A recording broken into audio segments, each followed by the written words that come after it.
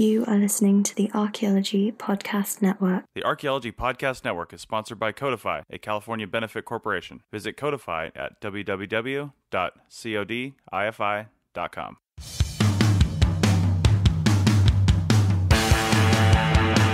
Hello and welcome to the Archaeotech Podcast, episode 44. I'm your host, Chris Webster, with my co-host, Chris Sims. On today's show, we talk about drones, not just in archaeology, but in our lives in general, and how we can live with them as we move forward. Let's get to it. All right, welcome to the show, everyone. Joining us today on this podcast are a handful of Chris's, including your two hosts, and some other non-Chris people. So I'll introduce all of you now. First, we've got Christopher Hipwood. Hi, Chris. Thanks for having me on the show. No problem. We've got Chris Blair. Hi, Chris. Thanks for having me. And Matthew Whitten. Hello, Chris. Matthew Whitten. Thanks for again. And Sally Applin. Hi. Not a Chris. Happy to be here. Excited to talk about drones. We've got two honorary Chris's. I don't know. We'll have to figure out a name for you guys. But all right. So we're going to start right off with having everybody say kind of what they're doing here and a little bit about more of what they are. So what you're interested in drones is, how you use in the field, things like that. So Christopher Hipwood, why don't we start with you? Hi. I work for a CRM company in San Diego, in Southern California. We received our permission to fly from the FAA under the old rules, which were called Section 333. And then also I just recently got the drone pilot license, the Part 107 pilot license. So I'm able to operate drones legally for civil and commercial purposes. And we've started doing not only in archaeology, but also working with biologists, doing mapping, survey, overhead photography and video. And then some of the remote sensing like photogrammetry, which is how we would do the mapping.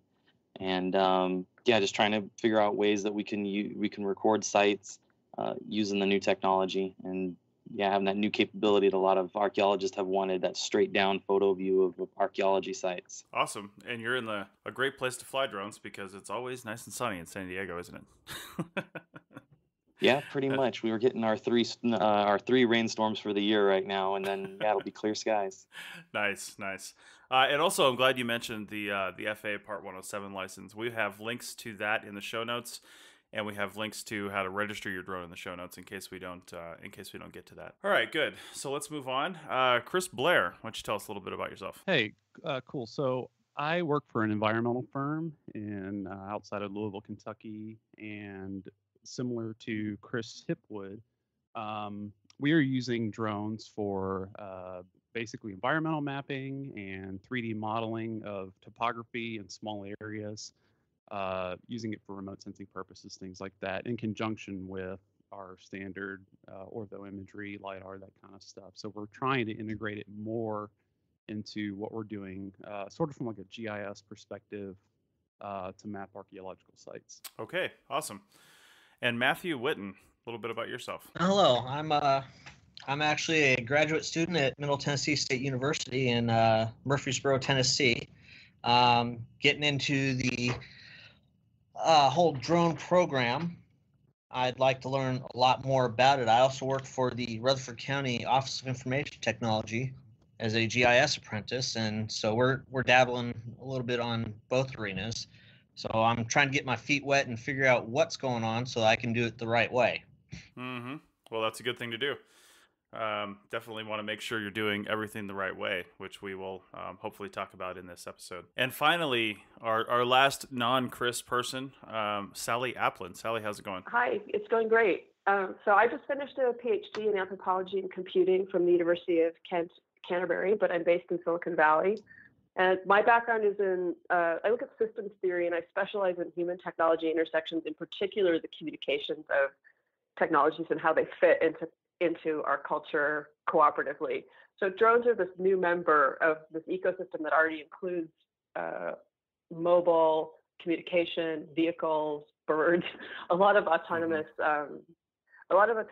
and semi-autonomous and non-autonomous devices. I consider drones as a member of an ecosystem and how they're going to participate and get along with other devices and people and animals in the system. Mm-hmm. So I research sociability between autonomous devices to figure out how to enable cooperation within the broader system.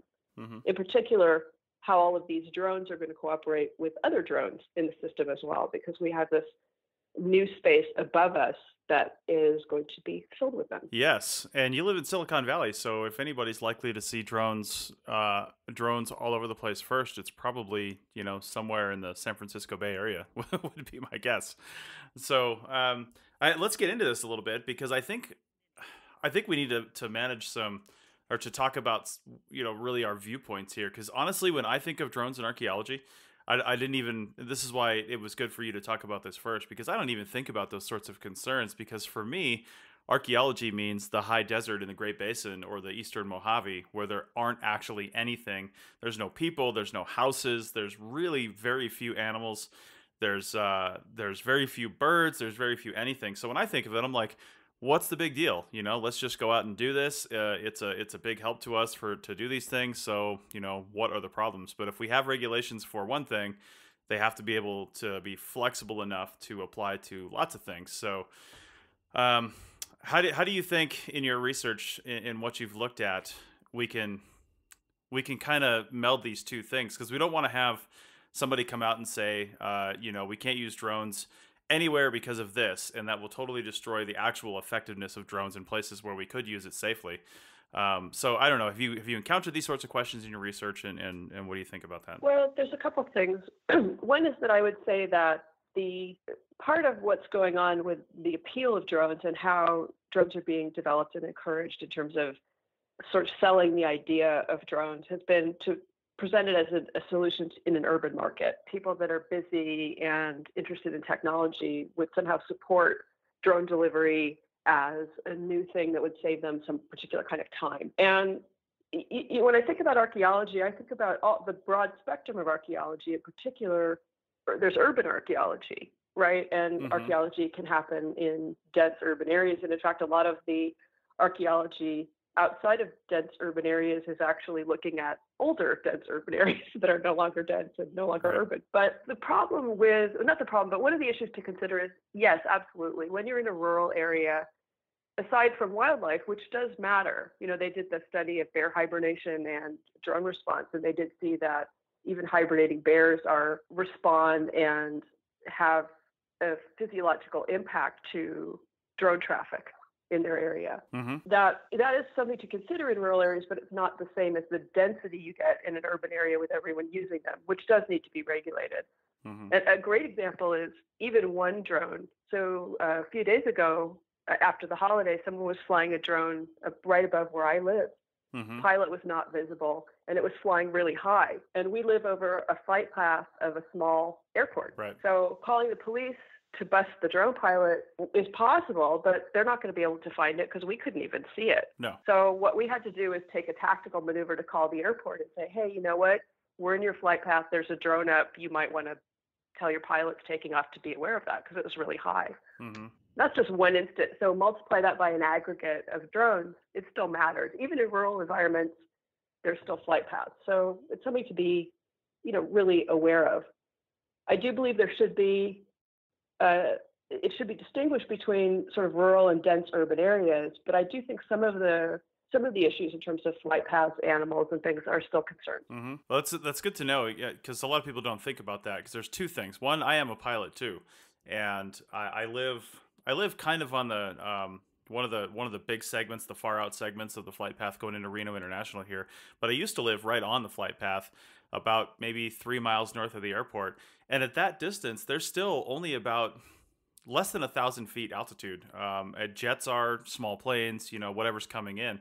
Military planes, we have a National Guard base there. So there's lots of people coming in, they're at low altitudes. Well, the problem with that is, I don't know, 5 years ago even, most of the drones that people could affordably buy and get for Christmas kind of thing, or get as a gift in some way, they didn't have that kind of range because they're Wi-Fi based. And, Wi-Fi, they generate their own Wi-Fi signal and they can only go maybe 300 feet away. And that wasn't that big of a deal. You can take that as high as you want and it's not going to get high enough to really affect anything, because it can't go that far. So, but real quick, with the cheapness of like a DJI Phantom 2 or 3 that you can get on the market now for $200 or $300, the same price a Wi-Fi model cost five years ago. I mean, those easily have 2 kilometer ranges now. So they can go you know, 8,000 feet up in the air with no problem. And people just don't realize the danger of that. Well, and actually, there's danger too with the Wi-Fi drones in that a simple kill switch can plummet them. Right. That was a known hack. And so, but and there's also another problem in terms of enforcement or awareness, that sometimes there's never anyone at the control tower of these small airports, particularly late at night. So it becomes more, with archaeology, becomes an anthropological issue in terms of the people system that is part of using these tools to do archaeology. Right. Well, let's move over to Christopher Hipwood, because you mentioned you work in San Diego, and there are a lot of urban areas down there. Have you guys used your drones in urban areas or just out in the desert areas? And if in urban areas, how do you deal with that? What kind of permissions do you have to get, and have you encountered any resistance? Yeah, in San Diego, we've operated a few times in urban areas. Most of our work takes us out into the mountains or out into the desert. In urban areas, San Diego has kind of a tough area to fly in that we've got a lot of what's called controlled airspace. We've got the Marine Air Base here, as well as San Diego International Airport right downtown. So there's large swaths of airspace from ground level to several thousand feet into the air. That's controlled airspace. So essentially, you would need permission from a control tower and the FAA to be able to fly there. And the pathway to doing that under the new rules and regulations that came out this past early September, late August, called Part 107, that just opened up. Some of the smaller classed airports had a pathway to permission open up a few months ago, but for serious areas like that, there's even a project that we want to do in northern San Diego in the airspace of that Marine Air Base, and we've submitted for permission a few weeks ago, and at this point it could be anywhere from any day now to months from now until we even find out if we get that. And we might just find out we get denied, and it could be just as much that the FAA person who handled our request isn't familiar enough with the rules or the area as it is that we made a mistake in our application. And we asked for a very low, like 150 feet above ground level. So the lower you can request that near an airport, and we're a couple miles out from that airport even. So it's not like we're at the end of the runway asking to fly, where the airplanes are coming in and landing and taking off. And it's really kind of a learning game for everybody, not only the operators, but the FAA as well. There's only so much personnel that they have that are up to date on these rules. And not only that, air traffic control on the FAA side, they have a very important job that they do currently, which is manning the manned air traffic, making sure airplanes are getting in and out safe with people on board, and much larger payloads, a much higher cost to property and life if they go down. So then asking them to tackle this new, anywhere from somebody who just wants a realty photo to us, to archaeologists wanting to photo an archaeological site. It's all still in progress right now. So I think it's anything that people trying to operate drones are trying to do to be work within the rules and to be professional and not just be loitering over other people's houses only to operate over areas they have permission to be in. Those are the better examples that we want to get out there, because it's always just that one person or two people who do something silly with it that gets the news and then gets everybody else burned for it. Well, yeah, and I think that the real problem here is going to end up being the people who can just go out and buy drones. That's one of the big issues here, is they're becoming so affordable that anybody can get them. And they're going to do the same thing that happens with all stuff. They're going to ruin it for everybody. Because I think we're talking about birds in the background here as being a problem as well. And not only birds interacting with the drones, but drones interfering with birds and their their nesting and things like that. I was just talking with a biologist the other day about using drones for his bird surveys that they do up here in like Northern California. And, you have to be really careful not to disturb them while you're out flying this noisy ass drone around. You don't want to fly over them at a close altitude, because the wind and stuff was just very disturbing if they're not already freaked out by the sound. So, having those as concerns is definitely a thing. For archaeologists, I have a feeling that when this all settles down, that it will just be part of what we do, and the regulations that help us avoid things like that will be in place as well. Because I've worked a lot out in the West here, and in certain times of the year, you can't drive around certain areas at certain times of day because of sage grouse mating season. So they say, you can't drive until 9 a.m. or something, and you can't drive after 3 p.m. and you can't drive on these roads anytime, but you can drive on these roads, and it's very restrictive, and we just follow it. We do it. So I think the same thing would be the case if there were known bird nests in the area or something like that. So Oh yeah, I mean those are all really good points to bring up, and working during during mating season, the drones are just another tool, and so if loud trucks aren't going to be allowed there, I don't see why a drone would either. right, That being said, there's more than one type of drone out there. I don't see how it would be that unreasonable to have a glider type drone that could fly at 400 feet with silent motors and with a long range camera. That's going to be far less disturbing than a small quadcopter. It sounds like a giant swarm of bees flying 10, 20 feet from a nest. right. So I think we don't want to paint a large brush over everything and look at things on maybe more case by case basis, and to realize that it's not always going to be a one size fits all, and that a biology company would potentially invest in those resources to create and use a system that's going to be less of a disturbance, rather than just hiring somebody with like a DJI Phantom little quadcopter. So where it's creating problems, potentially there could be solutions as well. And sometimes even during nesting season, I've heard of scenarios where there's bird nest checks done by a helicopter or by a bucket truck. And if that's being used, I don't see how a UAV couldn't potentially be an alternative as well. And not only that, if your UAV is operating under the direction and guidance of a biologist, the biologist could make that call. Hey, this is not a good way to operate, or you're getting too close, back off, or this is not a good time. So I think that good solutions could still be come upon, and it might take a little bit more work and a little more specialized folks on scene to do it. But I don't think just saying blanket ban is always going to be the best thing. Yeah, it's usually not. So, all right, well, we're going to continue this discussion on the other side of the break, so we'll be back in just a minute or two.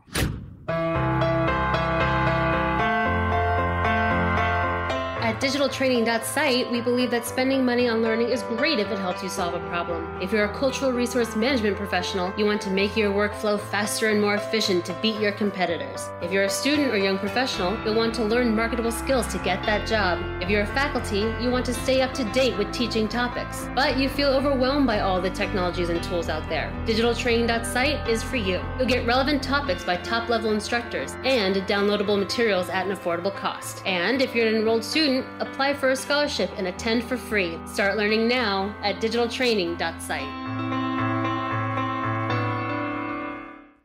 All right, we're back for the second segment. We had some good discussion points over the break, and I want to bring Matthew Whitten in because on our Skype chat we've got going on in the background. You mentioned local officials openly expressing the idea that they will shoot down any drones that they see. That's sounds like you're on the East Coast or Midwest somewhere. Well, down in Murfreesboro, in Tennessee, we have certain officials who have claimed that anytime that they see anything in the air that is not permitted, they're going to shoot it down. Without warrant, they don't care. That is a concern in populated areas that we're not out on the West Coast and the desert where there's 150 square miles of nothing. So these are issues that we have to combat out on this side. We have a lot of forested area, and it's hard at times to figure out what is actually populated and what is not, especially when you start getting down to a lot of these hollers. It's you get rural country out here, but it's not as rural as you may think. So we will take pot shots for no reason at all. And that's interesting too, because first off, two things. You said, they would shoot down anything that's not permitted. First off, how do they know it's not permitted? And second, exactly, isn't firing a firearm up into the air also illegal in most places, urban areas? Well, not necessarily. That's when you get into some of the other policy about self-defense, privacy protection, that kind of stuff. And I just want to also point out that there's companies that are now making what they call specific ammunition that's targeted to shooting down drones. There's a company that makes something called drone munition, first line of defense against the drone invasion of privacy and safety. So it's actually, there's these countermeasures being marketed to firearm owners. Right. Well, that's a real sticky situation too, because you don't, as a pilot, I know this, and if you've taken the Part 107 courses, you'll know this too. But you don't own all the airspace above your own house, right? I don't care where you live, but you simply don't own that airspace. Up to a certain altitude, you do. And if a drone's flying right over your house, 20, 30 feet, then you do have privacy concerns. But if a drone's flying at 400 feet where it's permitted to fly to do maybe an urban survey or do something like that, I mean, that's perfectly legit. And it's not, if they're permitted and they're doing what they're supposed to do, then that shouldn't be a concern. But people have a notoriously difficult time trying to figure out exactly what altitude something is flying at if they even were aware of the regulations and what's legal or not. I mean, you wouldn't shoot we have helicopters and light aircraft flying over Reno constantly, coming down into the airport, and in fact, there's a housing development right at the end of the runway that they're 200-300 feet over. I mean, there's no privacy concerns there. I've looked out, sitting in the passenger seat of an airplane. I'm in the Civil Air Patrol. We fly over there all the time. I've looked out and been able to take pictures, if I want, of people's backyards on the flight path while sitting in a Cessna aircraft on final approach. How is that different? People are just so freaked out about the drones because, I don't know, it's knowledge, education. Well, it's also scale, right? It's Mm-hmm. more the chances of having people in an airplane flying around photographing you, that's expensive. It's hard to do that. I mean, maybe True. there'll be people that have private planes that are, peepy in that way and will do it. But it's not like the entire population of your neighborhood getting drones and them all rising up and flying over your house, which is entirely possible. So Mm-hmm. part of it is the scale. Part of it is not understanding survey work. And part of it is the problem with drones in general is that they can't be identified. So it's very hard to know if something is a environmental drone, a police drone, a realtor drone, a commercial drone. There's no identification at the moment. And they're talking about figuring out how to do that with light patterns, but still, it's going to take a lot to decode that, and people just don't have time. Yeah, and it's difficult to identify aircraft in the air too, like regular aircraft. It's Yeah. if you don't know what you're looking at. There is a company called AirMap that just saw recently a tweet from them that they've developed a sort of electronic tagging system that they want to propose for UAVs starting even in 2017. Usually, Mm-hmm. These sorts of new technologies, they take a while to really go in.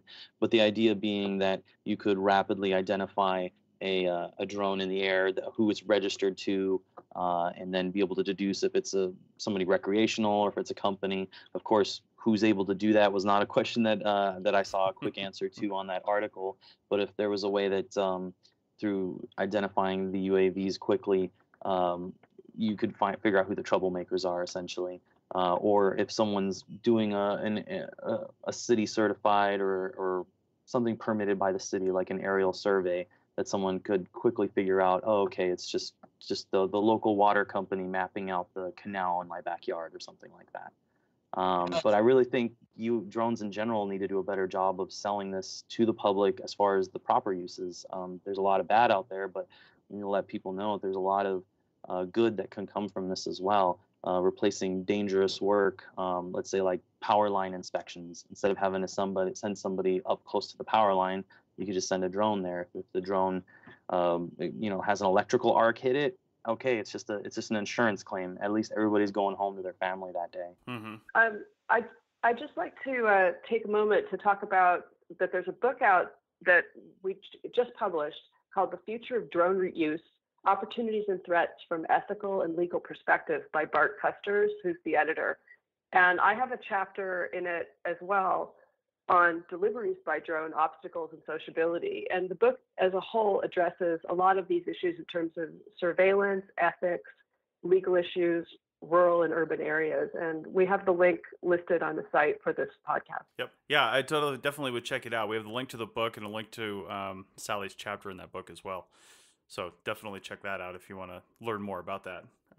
So Chris Blair, you've worked, where do you work, and what kind of challenges have you faced flying both in urban areas and outside of those areas? Hey, I actually work on a military installation, and I've had a little bit different experience trying to navigate the waters, learning how to fly and how to deal with getting authority to fly on the military base. Luckily, where I work, they've taken the FAA's rules and basically implemented them into their military policy, and they basically use them as a guideline for people that want to fly on military installations. Luckily, if you have obviously some sort of um, a specific reason that you want or need to fly a drone on the installation, it's pretty easy to get the authority, the okay to do it. It's a matter of communicating with the right people and making sure you stay in contact while you're doing it, letting them know exactly where you're going to be, how high you're going to be flying, all of those types of things. So that's sort of how it is on military installations at the moment. I actually own a drone personally. I just bought one for actually Black Friday. I got one for the not the Inspire, the Phantom 3 Standard is the one that I have. Got it really cheap. It was $3.99 on Black Friday, so I went ahead and bought one to get a little bit of practice. I have been listening to and reading some blogs and websites and things like that to get some better information on how and where to fly these things. Luckily, the FAA has a ton of information out there. They actually have a website you can go to that tells you specifically how high you're allowed to fly, where you can fly, what time of day you can fly, all of that kind of stuff. Personally, I have been avoiding any kind of controlled airspace to practice. So I've been basically going out in the country and finding areas that are either like city parks or places that don't have a lot of like dense urban areas, urban spaces, places where I know I'm not going to be annoying people with the noise and getting into anybody's personal space. Right. I find that's the best way to do it. Now, I know you can fly in cities and things like that. Obviously, you just have to get the right permissions. I just haven't gotten comfortable enough to do that just yet. Well, and that brings up actually something we were talking about earlier with the having the tagging system that Chris Hipwood was talking about. So you can identify the troublemakers, but that's the problem. It's just like guns. The people the thing people have with guns is, well, responsible people are going to use guns responsibly, so we shouldn't ban them. We shouldn't do things like that. But it's the people that don't register their guns, that don't use them responsibly, that don't do those things, that are actually the problem. So we can have all kinds of regulations about using your drones, but when you can buy one for $200 or $300 that has an amazing range on it, that's not Wi-Fi based, that's radio based, well, then anybody can do that. We've been flying RC aircraft for decades now. My grandfather used to build those. My dad still builds them and flies them.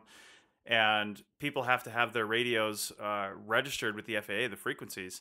But really, anybody can go out and buy one of those, and that's always been a thing. It's just cheaper now, which is really the problem.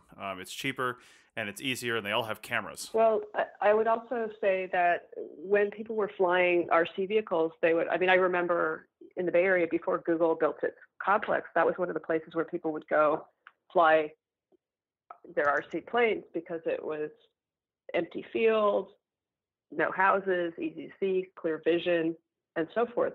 And as population and areas become denser, it's harder to find places to fly them.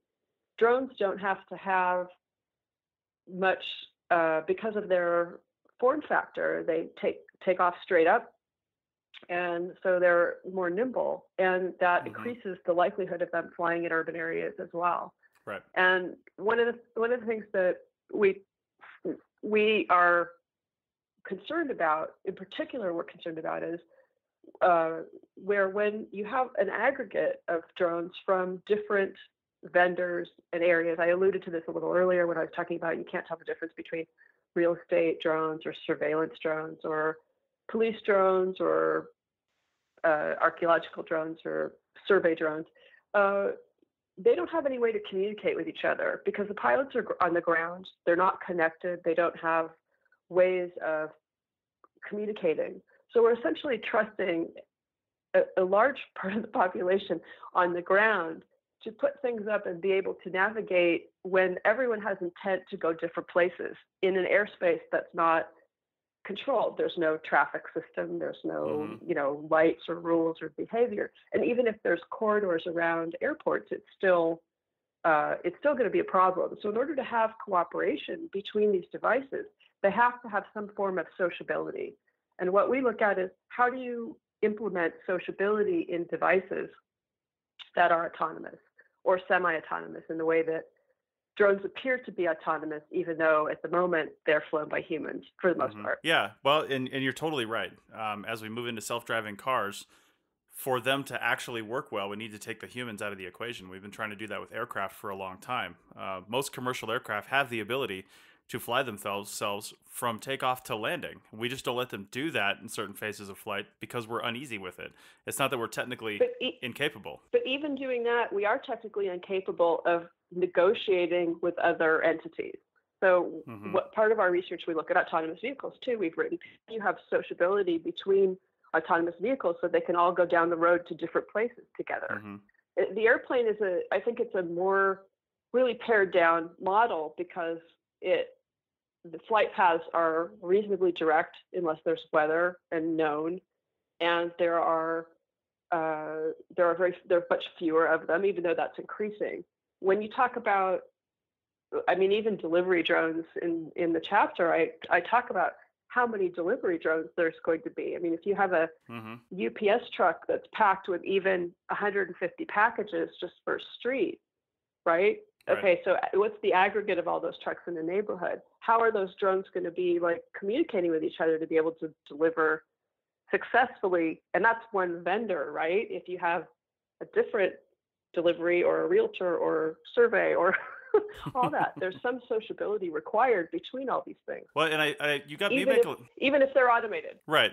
And you make a lot of good points. And delivery drones will be automated. There's no point in doing this if they're not going to be automated. Quite frankly, I mean, what's the point in having a whole bunch of people controlling these drones? Just put them in a truck then, right? So we have to solve that problem if we're going to have those. Go ahead. But even if they're automated, there's still that interoperability issue between vendors. And we are always going to have that. I don't think that's going to get solved very easily.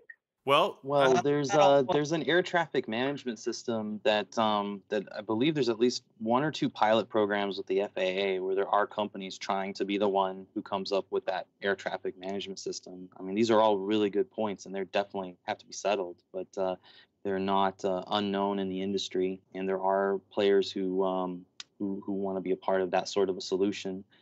So where we go from there, I'm sure that's still a bit of an open question, but it's not as if nobody anywhere is talking about this. So I mean, it's really good stuff. I understand that. The only thing that is the issue is just like anything that is automated, there's agency, and agency is done. The agency can be automated, so things can take agency outside of prescribed regulation, and being aware of that and adapting for it is something that needs to be designed into the software that's going to be controlling these. Well, that's all going to boil down to the complexity of the algorithm that's written into the equation on every program. And that seems to me a fairly simple breakdown once you put that equation into the system. But we look at automation and algorithms in a different way, and perhaps that's another chat. But I respectfully disagree at the simplicity or ease of this. I think it's a very challenging problem. Yeah, it's extremely challenging. The only other thing to consider here, though, is the FAA is a big roadblock to automated flight right now with drones, simply because of what's called the see and avoid requirement, meaning that aircraft in the sky have to always have human eyeballs looking out and around to avoid other aircraft. And I believe that's been going on since the 1970s.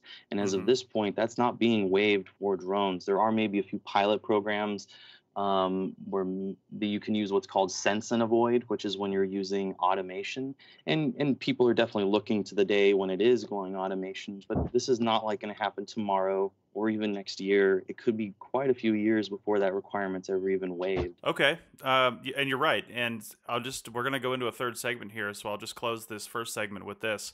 We have had some of these issues come up in the past, and one of those is with actual aircraft. And I can just give two examples here real fast.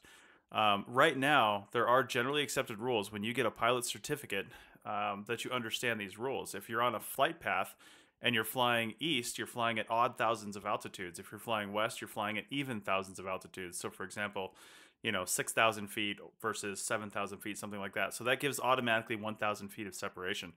The horizontal separation is given by the see and avoid principle that Chris was talking about, Chris Hipwood. So you do need to have your eyes outside of the cockpit, even when you're flying on GPS, which sometimes can be hard. We get up, even in these small aircraft that I fly, and we kick on the autopilot, and then we start doing some paperwork, or we start looking at our maps and do other things. And sometimes you forget to look outside the window because the plane's got it figured out. So it's it's a very sticky situation. I think the FAA's got a lot of that nailed, but then on the other hand, they simply don't, because you always have the wild cards, which we're never going to get rid of.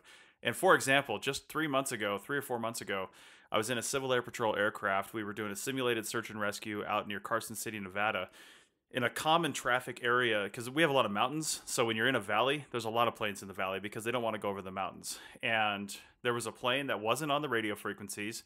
He was low enough. He was a style of airplane that didn't need to be in contact. It was uncontrolled airspace. And he flew maybe 50 feet below us, and none of them saw it until he went right underneath us, and we didn't even see it. I mean, if there was any other change in altitude between the two of us, we'd have had a midair. And that's just not avoidable unless the aircraft are autonomous and they're talking to each other, which does happen with commercial aircraft. They have a traffic collision avoidance system that will say, but that only works because the other aircraft also has a traffic collision avoidance system, and they're communicating with each other. They can't control the aircraft, but they can tell the pilot very forcefully, you need to get the hell out of the way because there's a plane coming at you. So we're going to go into the third segment right now. We'll be back real quick with, I'm sure, some comments to that argument. The Archaeology Podcast Network's conference channel is a collection of interviews from conferences around the world. Interviews are usually posted during the conference with minimal editing, so you, the listener, can be there virtually. Check out the conference feed at www.archaeologypodcastnetwork.com/conferences. Now let's get back to the show. And we're back from the break.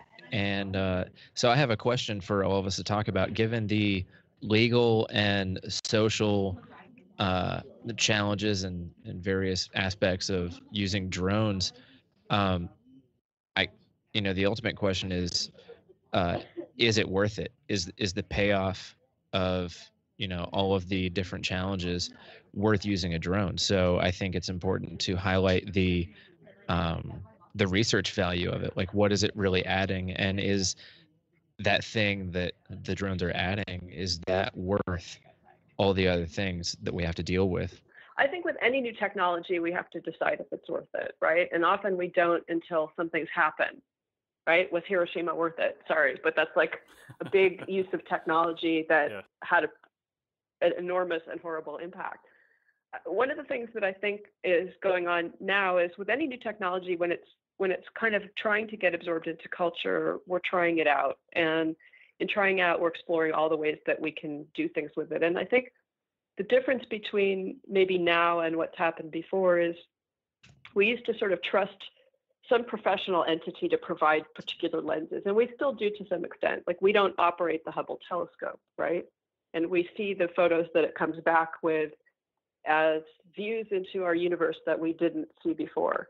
However, with drones, and to some extent, to a great extent, we've seen this with mobile, that everybody kind of wants their own perspective and capture on certain environments. And they're sort of used to that. In a way, mobile kind of trained us. And now with drones, people are curious. They want to see what the top of their house looks like, or the top of their neighbor's house. And they want to own that image themselves versus view yours. And they may want to view yours if it's somewhere that's more difficult for them to go to. But the curiosity and fulfilling the curiosity and sort of owning the lens and being the discoverer in that context is a strong pull. And the aggregate of that is the thing that I think is caught with question and the trouble that we foresee in terms of an assumption that, and I do feel really strongly about this, that there's this assumption that automation will somehow work. It's not going to work because humans are still going to be doing stuff and birds are going to be doing stuff. We're going to have to party with the heterogeneity and try to figure out a way to include the idea that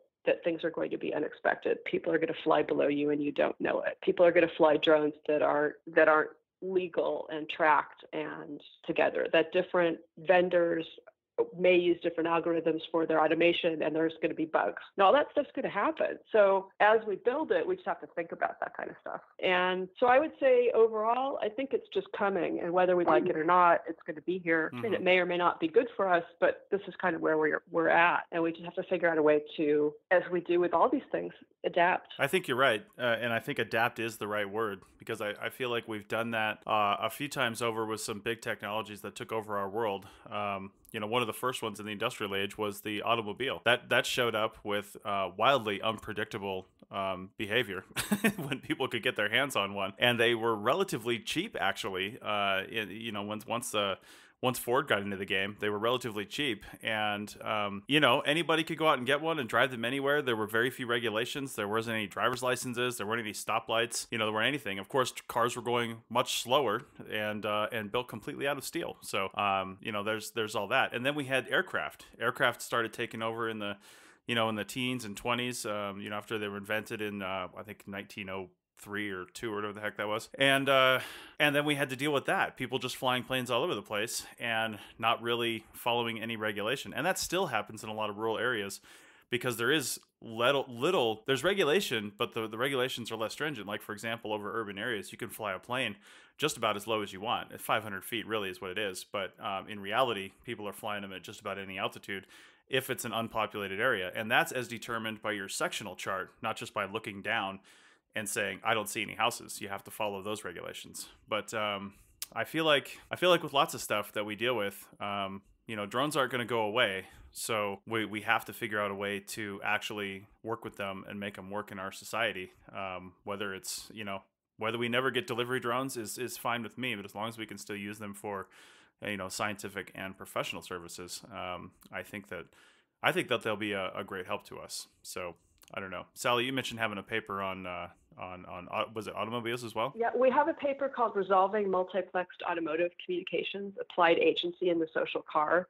And we talk about how the paper's focus is actually on understanding why autonomous vehicles need to be social. But we do get into the history of how the automotive space changed the road space and changed the public social space. So that might be a useful paper for people listening to check out if they're interested in exploring the sociability and autonomous angle further. Mm-hmm. Well, yeah, I think when done right, these things, like you said before, when done right, these things can be good. There's always going to be, as we've said, agency. There's always going to be the wild card. I just dropped we might put this in the show notes, but I saw this just today. I think it was in the Netherlands, if I'm not mistaken. There was a Tesla being driven on autopilot, and the vehicle began warning and braking of a crash. They have a dashboard cam so you can see what's about to happen on this interstate, on this highway.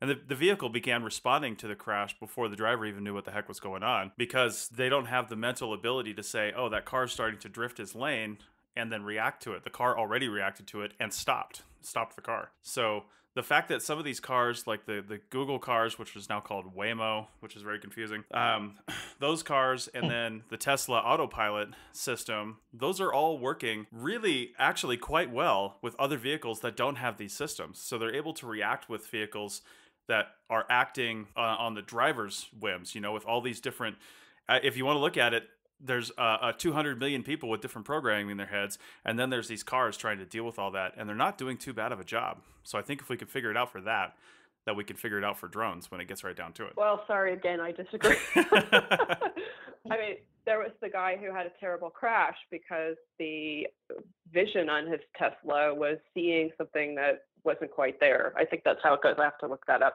But sure. There was quite a bad crash because the camera of the Tesla didn't see what it needed to see, or saw something or thought it saw something. So anytime you're relying on algorithms, they're going to be fallible because humans are making them. So yeah, but the humans are way more fallible, though. I feel like we think we're really good at doing things, and we're not. But the humans are making the algorithms. Right, but the algorithms don't judge. The algorithms, when they're made, they do what they're supposed to do. humans make a split-second decision based on emotion and a bunch of other factors that probably don't make any sense, you know? Oh, Chris, I think therein lies the problem, that we are basing the entirety upon the algorithm.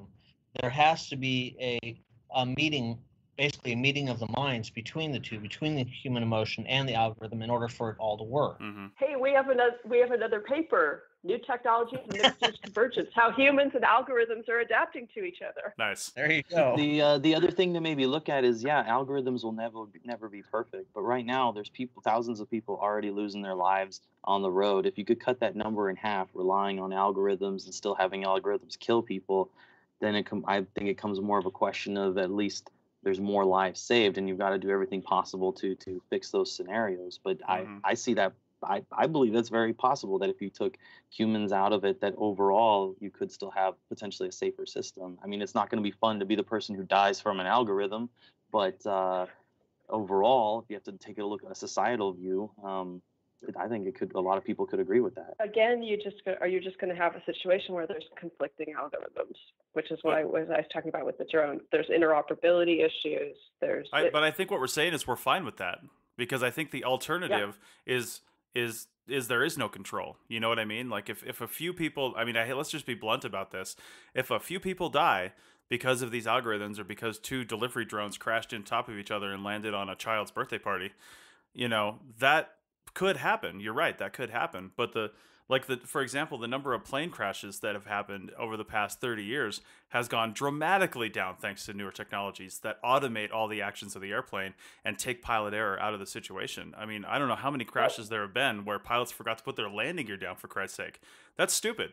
You know, but planes are a different scenario. They're different. But they're a good model. There's less of them.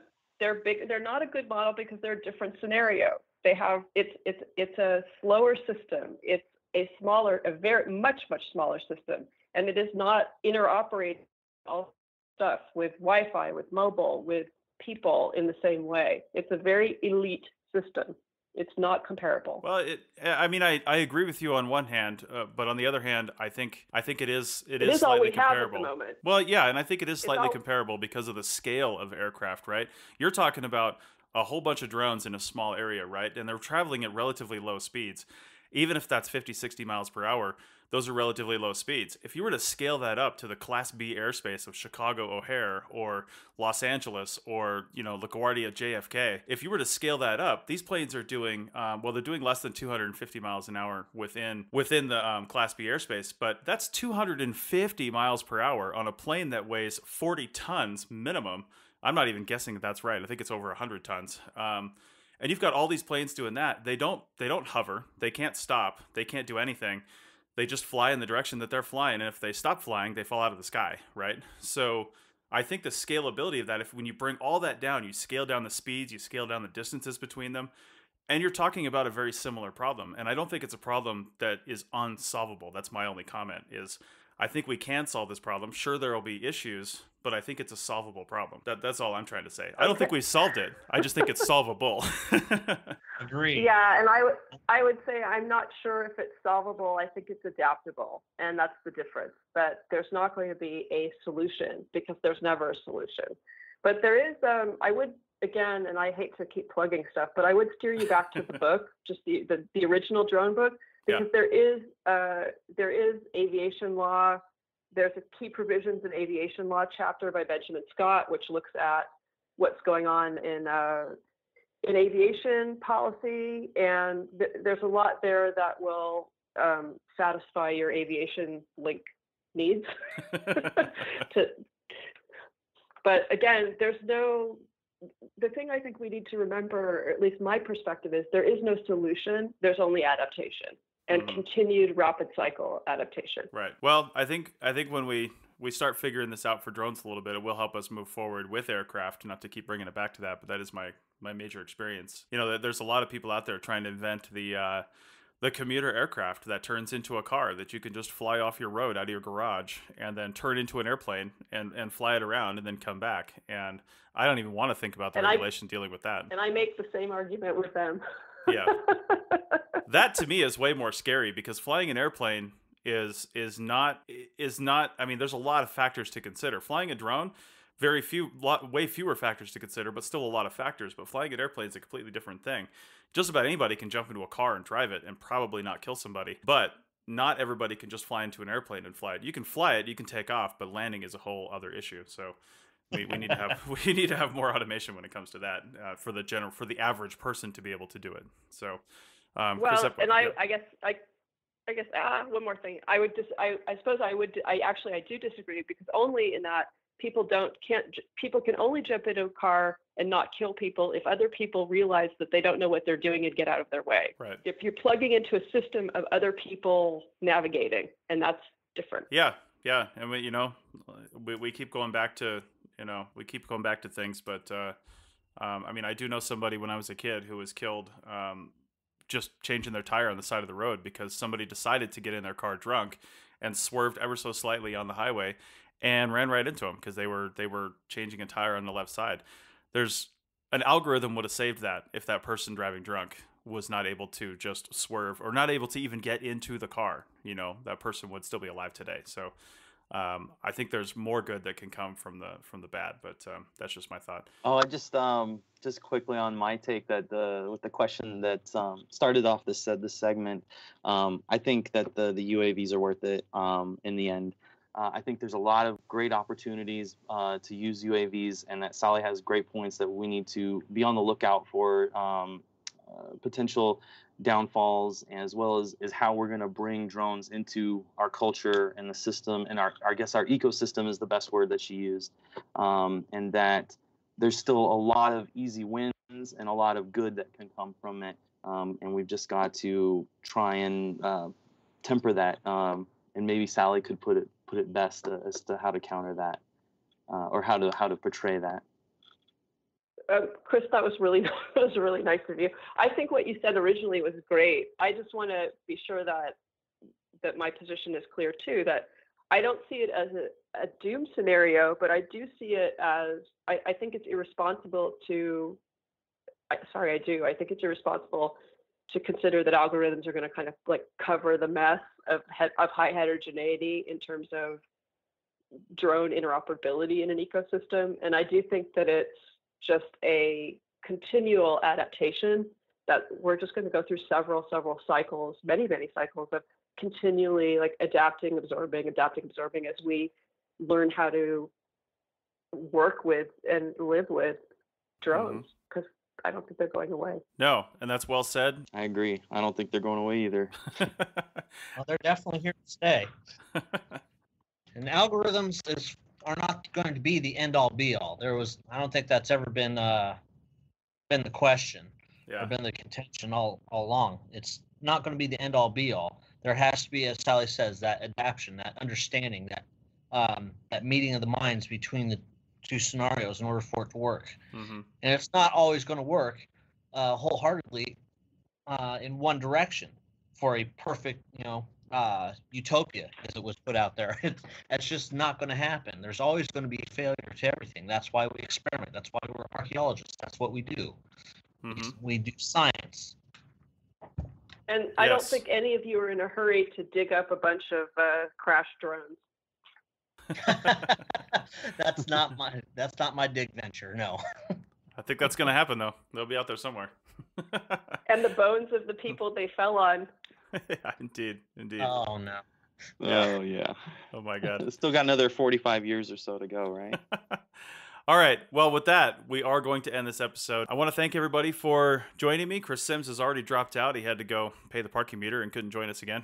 He's on the road right now. Typical shovel bum. But so anyway, thanks everybody for joining me on this, and I hope we can all get back together and rehash this in a few months when all the regulations change that we just talked about and drones are populating the skies. We're gonna deliver this episode to Sally in Silicon Valley via drone, so when she gets that, we'll post it. All right, thanks everybody. Just fly low. There's an airport. Yeah. Thanks for having me on.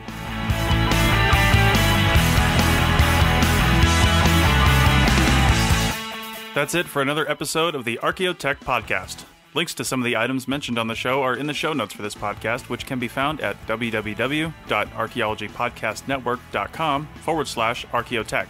If you like the show and want to comment, please do. You can leave comments about this or any other episode on the website or on the iTunes page for this episode. You can also email us at chris@archaeologypodcastnetwork.com or use the contact form on the podcast webpage. If you'd like us to answer a question on a future episode, email us. Use the contact form on the website or tweet your questions with the hashtag Archaeotech or tag @ArchPodNet in your tweet. Please share the link to this show wherever you saw it. If you'd like to subscribe to this podcast, you can do so on iTunes or on Stitcher Radio. You can also type the name of the podcast into your favorite podcasting app and subscribe that way. Don't forget to go over to iTunes and leave a review of the show. It helps us get noticed so more people can find our podcast and benefit from the content. Also, send us show suggestions and interview suggestions. We want this to be a resource for field technicians everywhere, and we want to know what you want to know about. This show is produced by Chris Webster and Tristan Boyle, and edited by Chris Sims. This has been a presentation of the Archaeology Podcast Network. Visit us on the web for show notes and other podcasts at www.archaeologypodcastnetwork.com. Contact us at chris@archaeologypodcastnetwork.com. Thanks again for listening to this episode and for supporting the Archaeology Podcast Network. If you want these shows to keep going, consider becoming a member for just $7.99 a month. That's cheaper than a venti quad eggnog latte. Go to archpodnet.com/members for more info.